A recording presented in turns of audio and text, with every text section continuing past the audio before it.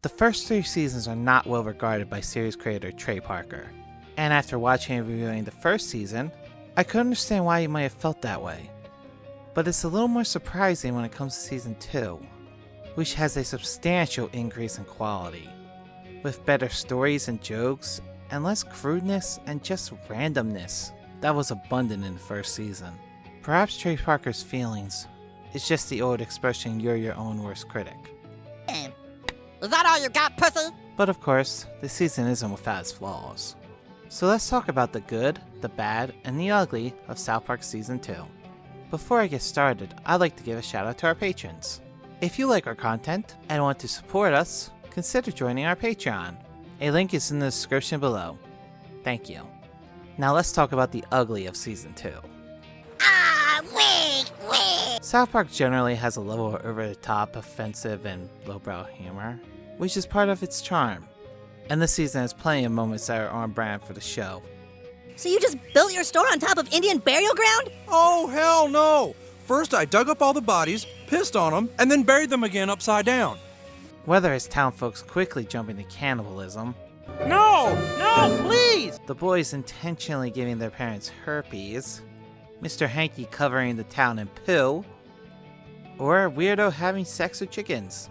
But beyond that, there's only one episode I want to talk more in depth about, and that is Conjoined Fetus Lady, where they introduce the school nurse, Nurse Gollum, a woman with conjoined twin dyslexia, which causes a stillborn fetus to be attached to her head, and it's intentionally unsettling. At first I was wary about putting this in the ugly section, because it might be insulting a medical condition, but this condition isn't actually real. South Park made it up. Now there is a condition called parasitic twin, where people can have body parts of an underdeveloped twin attached to them. But as far as I can tell, it's never a full fetus attached to the head. It seems to be often legs attached to the torso. Some could say that this is South Park putting a spotlight on the condition, but it's South Park. I believe it's more likely they were going for the shock and uneasiness of it. You could have a dead twin inside you and not even know it!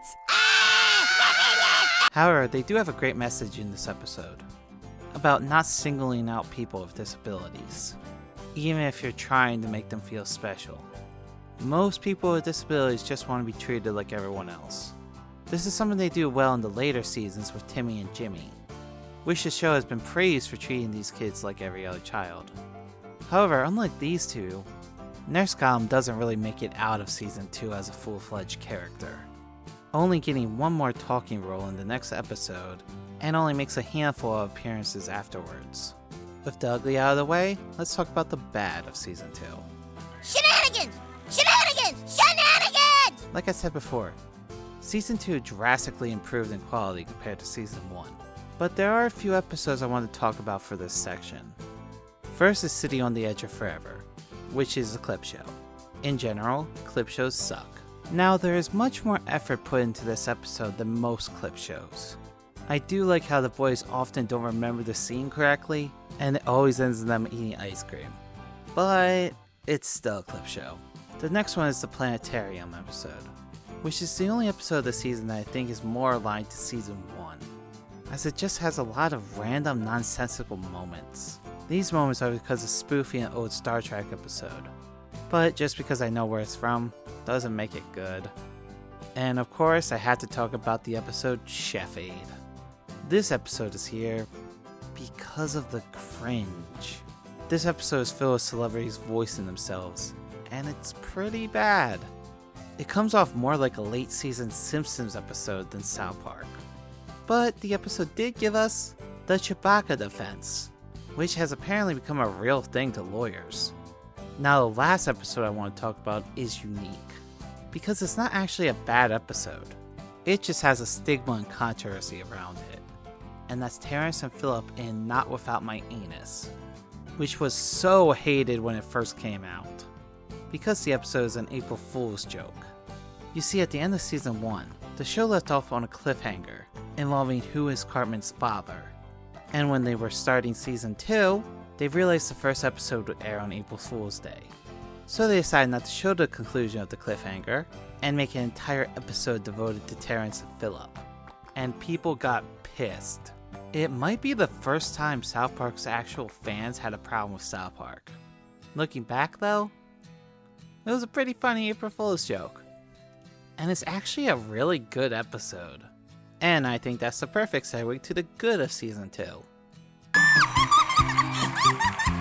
There are plenty of great moments and funny episodes in this season. There's the Halloween episode involving the evil Eric Cartman, who is actually the nice one. There's the Charlie Manson episode, Chicken Lover, which I mentioned before, the Mexican staring frog of southern Sri Lanka, which I only now realize doesn't make sense. We have the prehistoric Iceman, who's from 3 years prior. Ladies and gentlemen, we still have a lot of work to do, but it is my opinion that this man has been frozen in time for over 32 months.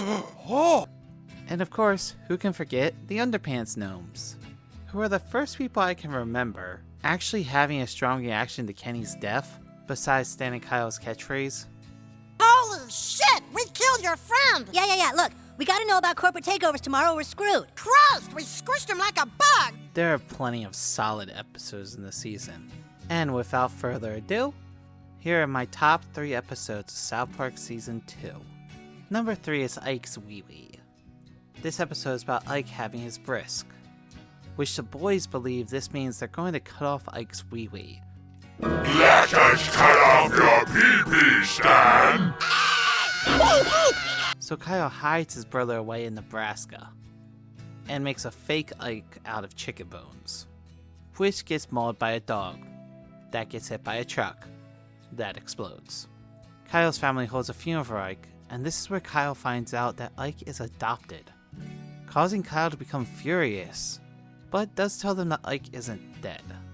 When his family gets Ike back, Kyle wants nothing to do with him, until Ike shows him good moments they shared together, leading Kyle to protect Ike from the rabbi, who's here to do the brisk, until he learns that they're not going to cut off Ike's wee-wee, and the brisk is actually a good thing for Ike. We're not going to cut it off. We're just going to snip it so that it looks bigger. Oh, hey, that doesn't sound like a bad idea. Yeah, I want to get a circumcision too. This is a solid episode, and it has one of my favorite things in South Park, where the kids are just being kids. Them not understanding what a brisk is and going overboard about it was just great. And it had a really sweet ending between Ike and Kyle. Number 2 is Cartman's mom is still a dirty slut. Yes, after Terrence and Philip April Fool's joke, they did deliver a solid episode for the conclusion of Season 1's cliffhanger, which focuses on Mephisto getting shot before he can deliver the test results, leading to Chef and the boys to take him to the hospital. However, a blizzard comes in, causing the hospital to lose power, causing Kenny to heroically sacrifice himself to save Mephisto and everyone else at the hospital. While this was happening, the rest of the town that were at the lab are approached by America's Most Wanted's film crew, who want to make a recreation of Mephisto's shooting. However, when the blizzard comes in, they are all trapped together, resulting in the cannibalism I mentioned earlier. The episode ends with Cartman's father being revealed to be his mom, because she's a hermaphrodite, which was easily the weakest part of the episode, and I'm glad they retconned it later on. But even with the weak ending, it was still a great episode. And now we get to number 1, and the best episode of Season 2 is Clubhouses. This episode is about Kyle and Stan building a treehouse, so they can play Truth or Dare with Wendy and Bebe, with Stan having the secret desire to kiss Wendy, and Wendy and Baby planning to get Baby to kiss Kyle, all the while Kyle just wants to force the girls to do gross things.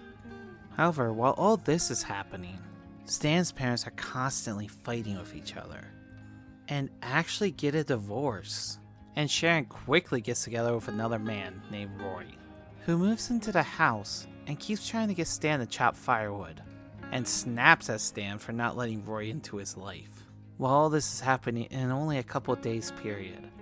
But all this ends well, with Stan's parents getting back together and Roy getting caught in a bear trap, after Stan gets the idea for one of the best parts of the episode, the Fat Abbott TV show, which is a highly vulgar and crude parody of Fat Albert, and I love it. Hey, what's going down, y'all? Hey, Fat Abbott, what are you doing on this side of the hood? You know something, Rudy? You're like school in summertime. School in summertime? Yeah, bitch, school in summertime. Open your fucking ears, oh, I'll pop your bitch ass. I'll be popping your bitch ass a tuba, bitcha. However, when it comes to the clubhouse, Wendy and Baby's plan goes off well, with Baby getting her kiss. But Kyle runs off afterwards, not getting any chance to get the girls to do gross things. Baby then dumps Kyle for Craig, which Kyle didn't think they were dating, so isn't upset. The episode ends with Stan and Craig playing Truth or Dare with Wendy and Baby, and Stan is hoping to finally get his kiss from Wendy. But when he says dare, she dares him to shove a stick in his pee hole. What? The perfect ending. This episode was amazing. I love the plot of the kids building a treehouse, which I didn't even cover the side plot of Cartman and Kenny building a rival treehouse. Well, Cartman really forces Kenny to build the treehouse while he does nothing. And stop your bitching! I also enjoyed the subplot with Roy. The only thing that brings this down is me retroactively thinking maybe Sharon would have been better off staying divorced, because of how much of a douchebag Randy becomes in the later seasons. But that's far away from now. As for South Park Season 2, this was easily the best episode of the season. And that's the good, the bad, and the ugly of South Park Season 2. If you have different thoughts, let me know in the comments. I'd love to hear from you. Until then, make sure to like, subscribe, and I'll see you next time. Thanks for watching.